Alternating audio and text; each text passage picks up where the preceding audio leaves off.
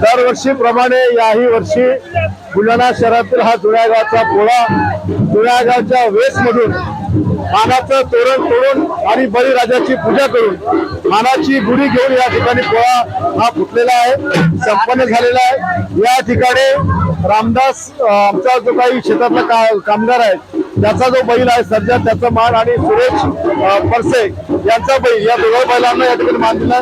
तसा आम्ही सगळ्याच बैलांना मान दिला कारण बैल काही जास्त वेळ नाही, पण ही पिढ्यानपिढ्याची परंपरा आज या जुनागाव वासियांनी शेतकऱ्यांनी आणि सर्व बांधवांनी या ठिकाणी पार पडली। मी या निमित्त सर्व शेतकरी बांधवांना खूप खूप शुभेच्छा देतो। मोठ्या पावसात पोळा साजरा करताना कसं वाटतंय तुम्हाला?